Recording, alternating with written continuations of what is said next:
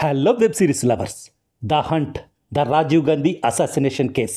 X prime minister Rajiv Gandhi హత్యకు కారణమైన నిందితుల వేట ఎలా సాగిందో చూపిస్తూ నగేష్ కుక్కునూరు డైరెక్షన్లో వచ్చిన లేటెస్ట్ వెబ్ సిరీస్ ఇది. సోనీ లివ్ ఓటీటీలో స్ట్రీమింగ్ అవుతున్న ఈ వెబ్ సిరీస్ ఎలా ఉందో ఈ రివ్యూలో చూద్దాం. ట్రూ ఇన్సిడెంట్స్ ని బేస్ చేసుకుని తీసిన క్రైమ్ ఇన్వెస్టిగేషన్ డ్రామా థ్రిల్లర్ ఈ వెబ్ సిరీస్.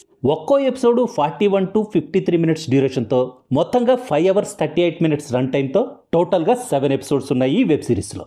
అనిరుద్ధ మిత్రా రాసిన 90 Days the true story of the hunt for Rajiv Gandhi assassins అనే బుక్ ఆధారంగా తీశారు ఈ వెబ్ సిరీస్ను. May 21, 1991 రాజీవ్ గాంధీ హత్య జరిగిన రోజది. తమిళనాడులో ఎలక్షన్ క్యాంపెయిన్లో ఉన్న రాజీవ్ గాంధీని ఒక LTTE ఉగ్రవాది మానవ బాంబుగా మారి హత్య చేస్తుంది. ఈ వెబ్ సిరీస్ స్టోరీ ఎగ్జాక్ట్గా ఈ పాయింట్లోనే స్టార్ట్ అవుతుంది.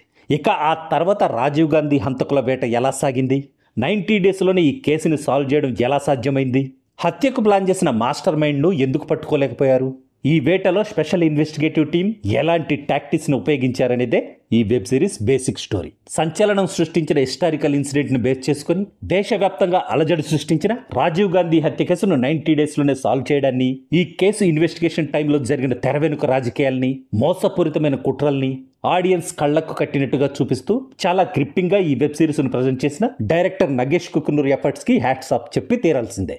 నేను ఈ మధ్య కాలంలో చూసిన వెబ్ సిరీస్లో ఇదే బెస్ట్ వెబ్ సిరీస్. 1990sలో తమిళనాడు పరిస్థితుల్ని చాలా రియలిస్టిక్గా చూపించిన సంగ్రామ్ గిరి సినిమాటోగ్రఫీ వండర్ఫుల్గా ఉంది. తపస్ రేలియా బ్యాక్గ్రౌండ్ మ్యూజిక్ కూడా ఈ వెబ్ సిరీస్ మూడుకి తగ్గట్టు పర్ఫెక్ట్గా సెట్ అయింది. ఈ సిరీస్లో యాక్ట్ చేసిన యాక్టర్స్ అంతా తమ తమ క్యారెక్టర్స్లో జీవించేశారు. సిరీస్ ఫినిష్ అయ్యాక కూడా ఈ సిరీస్లోని కొన్ని క్యారెక్టర్స్ అట్లీస్ట్ కొన్ని రోజులైనా మిమ్మల్ని ష్యూర్గా హాంట్ చేస్తాయి. ఇంకా చాలా డీటెయిల్గా చెప్పాలనుంది వెబ్ సిరీస్ గురించి, కానీ నేను చెప్పడం కన్నా మీరు ఎక్స్పీరియన్స్ చేస్తే ఆ మజానే వేరుగా ఉంటుందని నా ఒపీనియన్. ఫైనల్గా చెప్పాలంటే it's a must watch web series.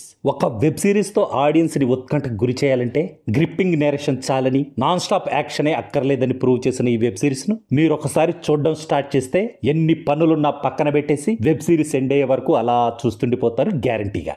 That's all in this review friends. మళ్ళీ నెక్స్ట్ రివ్యూలో కలుసుకుందాం. Thank you for watching.